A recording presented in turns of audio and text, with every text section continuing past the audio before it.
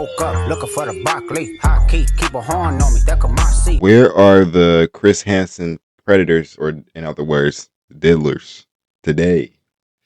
This video will cover exactly what happened to the 6 most notable creeps from Hansen vs. Predator, and we're going to begin by talking about the math tutor Mike Manzi, who's had his life pretty much ruined as a result of the I'm Chris Hansen, No You're Not episode. After arriving at the Sting house, Mike bumped into Chris immediately before trying to make the excuse that he was simply making sure that the 13-year-old girl was safe inside her house. After desperately attempting to leave— Bro, that's literally the go-to move for all predators, bro. Every GDI video, I always see them be like, "Oh, what? I'm just trying to make sure you're okay. You shouldn't be doing that. You know, talk to the mom." Mike was arrested, taken back to the police station, and interrogated for approximately 35 minutes, after which the episode ends with the explanation that because Mike's discussion was pretty clean prior to the meetup, he was only sentenced to 3 years probation, meaning that he avoided any time in prison and wasn't registered on any unsavory list. No way. What? Okay. Pretty clean. Because Mike's discussion was pretty clean prior to the meetup. So, wait, wasn't he like a gym teacher or something? However, this isn't to say that Mike's life has been easy ever since the episode went live. In late 2021, a conversation was leaked with one— Whoa. They got what's the— okay, it's good. I'm thinking bro wasn't cooked. I'm thinking he wasn't barbecue chicken when he needed to get flipped over. Pause. Hello, did you work for HVP? I asked around Charge Forum group, and about 5 people told me you worked there as an editor. I have some questions. Good evening to you, and yes, what is your question? I seen uncut videos of HVP, but noticed there's none of Mike's Manzi on there, and I'm wondering why there hasn't been one aired. I have gotten that question before. Okay, I've gotten that question before, and the reason is why, because of privacy reasons regarding the head of security of Ron Knight. He is Manzi's uncle. He demanded not be revealed. He was uneasy about the episode airing, but as long as edits are made, he will be fine with it. If you don't know Knight, he's the one that stands near when the suspects initially enter to make sure they exit through the garage. There's a part that never aired where Manzi is assisting to Knight to let him go because he's known Manzi since birth. You may have noticed how scenes cut a few times when Manzi starts freaking out. The moment he sees Knight, he angrily asks Knight how could he let Manzi fall into an unnecessary trap. He told Manzi the best thing he could do is go through the garage and remain silent, which Manzi obviously didn't do. Yo, what? So bro had an exit ticket? There's no way. One of the show's editors, who explained that the head of security, Ron Knight, was actually Mike Manzi's uncle, and that there is a part that never aired where Manzi is insisting to Knight to let him go because he's known Manzi since birth. This is apparently why Manzi made such an effort to convince the crew to let him leave peacefully, yet his uncle told Manzi the best thing he could do is go through the garage and remain silent, which Manzi obviously didn't do. As a result of the episode, Mike now hates his uncle, which has more than likely led to the decline of Manzi's other family relationships. However, the most Why you hate your uncle for trying to talk to a minor? He was just a part of the operation. He saw you doing it. What is he supposed to do? Hey, man, don't talk to that minor. You're not supposed to be What are you talking to him in the first place? Now, I don't remember what the conversation was, but it's if he was on Chris Hansen video, you had to say something crazy to be established as a predator. I mean, duh.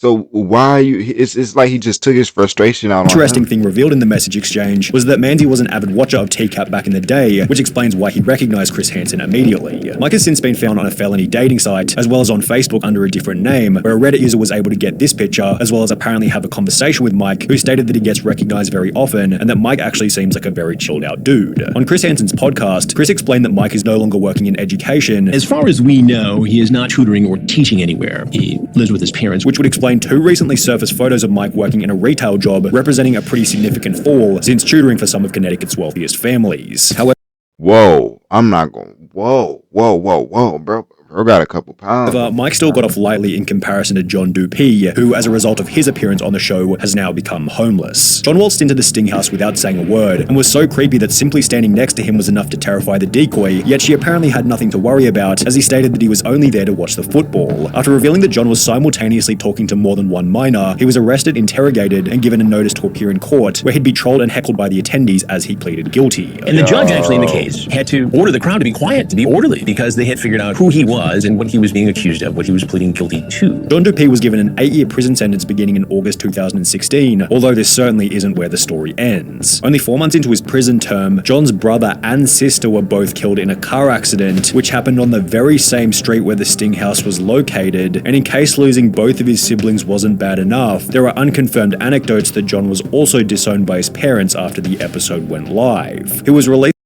Oh, yeah, that's gotta hurt. Yo, I be forgetting people actually disown their children. Yo, my heart go out to y'all, man. You know what I'm saying? Nobody really deserve that. Everybody deserves that unconditional love from their parents, man. Released from prison on the 24th of July 2018, serving just 2 years out of his 8-year sentence, yet after being released. And, you know, I know Ed hates to say, but even if you're a murderer, even if you're a predator, which is a crazy statement, you could be doing the most craziest stuff. I'm saying it's okay to do that. But you're still supposed to have some unconditional love from somebody in your life. That's what parents are supposed to be for. You know what I'm saying? Vice versa. So to hear that is kind of John was disheartening. forced to register on a public offender list, which displayed his address as a Connecticut homeless shelter. After 3 years in the shelter, John was able to move into a group house, although in October 2021, only 2 months after moving out of the homeless shelter, John violated his probation in an unspecified way and was sent back to prison for another year and 2 months. Dang. Since his release in December 2022, John has been residing in a shelter for recovering addicts, although John Dupuy isn't the only person on this list who's been back to prison, as Joshua Colon also recently violated his probation. Joshua was the New York plumber who locked the door behind him after entering the sting house, stating that his biggest nightmare was ending up on a Chris Hansen episode. After Josh comes out of the bathroom, Chris is already there waiting for him. I know who you are. You know who I am? Yes. And as a result, Josh is unbelievably honest, laying out his intentions immediately. After being taken back to the station, he'd incredibly admit that this wasn't the first time that he'd met up with someone underage, which eventually helped the court to secure a 7-year prison sentence. Sounds about After right. the sting happened, but before Josh went to prison, he was still working as a plumber and would admit to a co-worker that he was very remorseful and would happily take back his crazy Russian ex, then go back to that house with Chris Hansen. On his really bad days, he would talk about how he doesn't want to die alone and that he knows that he'll never have a semblance of a normal life again. Yeah, well, yeah. Josh was sent to prison a few months later in early 2016 and would serve 3 years out of his 7-year sentence. However, this wouldn't be the last time that Josh ended up behind bars. In September 2020, approximately 1 year after being released from his first prison stint, a post was made to the TCAP forum stating, "Joshua Colon was convicted yesterday after spending a few months in prison for a probation violation. 4 years jail, execution suspended after 6 months, probation 9 years. This guy will never learn." Josh's second prison term came to an end in March 2021, after which his former co-worker and friend took to Reddit to explain the reason for the sentence. He contacted me after he got out of prison for a second time, letting me know that he'd been framed. Apparently he wasn't allowed to have any pictures of any children on his phone. His sister shared a picture of his niece in a chat that he was in, and he got locked up for it, his explanation. Interestingly, if you now search Josh's name on an Wait, hold on, what? and he got locked up for it, his phone. His sister shared a picture of his niece in a chat that he was in, and he got locked up for it, his explanation. Interestingly, if you now search Josh's name on an inmate search engine, it states that Joshua Colon is or was recently an inmate. It seemed like they almost set him up for failure on that one. What if he was inactive? What if bro was that? See, look, hey, that's why you don't make no type of decisions, man. Currently at the Connecticut Department of Corrections, CTDOC, located in Weathersford, CT, leading many to believe that Josh is now back in prison for a third time. But what happened to the wealthy accountant who Chris recognized from the train? His name was Charles Lawrence, and after walking into the sting house, the following exchange occurred. No, Chris. What are you doing? But this is the first time I've caught anyone who I know. After which Charles was arrested and taken back to the station for an interview. Throughout the interrogation, Charles made the hilarious claim that, because of his poor eyesight, he read the decoy's age as 18 instead of 13. Every time he was 18, my eye got scratched and my glasses were upstairs. I'm looking, I thought he said 18. I swear to God, I would never, ever in my entire life meet a 13-year-old. However, the judge wasn't dumb enough to buy this excuse, who sentenced Lawrence to 2 years in prison, which he'd served between June 2016 and June 2018. Whilst in prison, the Association of International Certified Professional Accountants, under which Lawrence was employed, confirmed that Mr. Lawrence's AICPA membership was terminated effective May 25th, 2017 because of a final judgment of conviction for a crime punishable by imprisonment for more than 1 year. Chris also mentioned that Charles had a second job as a commercial real estate agent, and after finding Charles's LinkedIn, it states that he's the president of a company called Lawrence Real Estate Enterprises Inc., which is still active today and lists Charles as the company's CEO. However, Chris did mention on his podcast that Charles had some issues with keeping his license. I'm not clear as to whether or not he's still involved in commercial real estate. There was an issue with his license after his conviction, after he pleaded guilty. Although even if he was able to, it's unlikely that Charles would get much work these days given his reputation. In May 2021, a post was made to Reddit explaining that they saw Charles Lawrence living in an over 55s complex, which has been confirmed as true after looking up the address listed on his public offender registry. This page also shows the most recent photo of him, taken in mid-2018, exhausting all of the information that we have on Charles Lawrence. However, we've got plenty of dirt on the now infamous Stephen Buchanan, who gained notoriety for showing up to the Sting house with duct tape, a camera, and various weapons in his car. This was extra terrifying as after arriving at the house, he refused to enter and rather tried to coax the decoy into getting into his vehicle. Do you want to come in? You want to go? Bro was about to hit a kidnapping. Can you just like come in, we can chat for a little bit? What do you want to do? I'll show you out. Oh my gosh. Yo, I think I remember watching this as a kid. This is creepy. Do y'all not see his face? You got some food if you want. You want to show you around? Can we watch a movie? We're not going to the movie. After being confronted by Chris, Buchanan tries to blame his depravity on the PTSD he got during his military time in Iraq, although despite this impediment, Buchanan still served 3 years in prison, after which fans of the show began to notice that the story he shared with Chris wasn't entirely accurate. A user by the name of Bud1985 took to Reddit in a post reading, "Stephen Buchanan, this took me a good hour of searching through old pics from Iraq, but I finally found it. I served with this turd." Bud continued in the comments by stating, "When he was active duty, he was a tank mechanic. And how do I know this? He was my tanks mechanic. He would do maintenance on it in the motor pool every Monday. He never went on a single mission. He never seen a minute of combat. He may have been through some mortar fire, but that's it." It pissed me off so bad when I heard him blame it on PT. Wow, dude, that's a real issue people got. Talk about PTSD. The most recent photo of Stephen Buchanan comes from July 2022, which accompanies a further update from Chris Hansen's podcast. And as far as we can tell, he still lives in Connecticut with his parents. And he's working, driving a large truck. Also explaining that he was able to have a conversation with Stephen's father. I called the number we had for Stephen Buchanan, and a man picked up, and it actually sounded a little bit like Stephen Buchanan. And I asked for Stephen. Right away, the man said, "Is this Chris Hansen?" And I said, "Yes, it is." This is why you're calling. I said, "I'm calling for Stephen Buchanan," and the father had the tone of a man exasperated with having to deal with the circumstances around his son. He told me that Stephen has moved on with his life and essentially that he wants to only look forward, and then the senior Buchanan asked that I never call the number again. But while Stephen has done a pretty good job of moving on with his life, this has been significantly more difficult for Jeff Sokol, who became arguably the most notable predator in Chris Hansen history after bringing a pepperoni pizza to the Fairfield Sting House. The iconic episode became etched in YouTube history, as Jeff seemed so relaxed about the confrontation that he was only able to focus on his dinner. I want to know a little bit more about you first. Can I eat first? After Jeff spent 16 minutes demolishing his pizza, he'd offer Chris a slice on the way out. You can take your pizza if you like. You want a slice?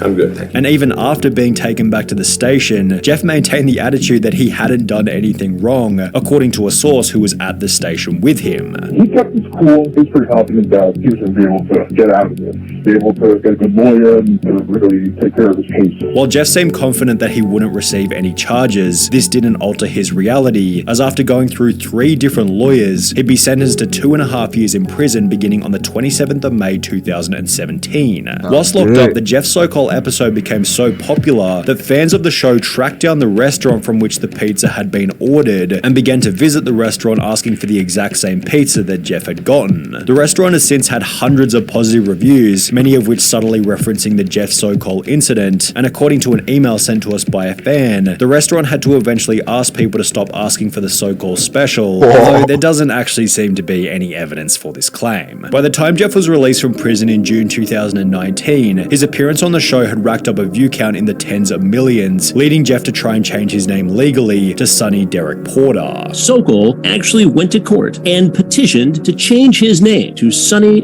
Derek Porter. A few years ago, I was arrested as a part of a sting operation trying to meet a girl who was underage. The sting was part of a nationally syndicated TV show, Crime Watch Daily, Hansen vs. Predator. This episode is now available online, along with many other troll videos and nasty comments from fans of the show. In the aftermath, I've experienced humiliation, harassment, and embarrassment. One could argue that this was justified, but I have surely lived with much remorse since the arrest. Since my current name will always be linked via a simple internet search, I'm requesting authorization to change my name. I'm working hard to be a better person overall and making a sincere effort.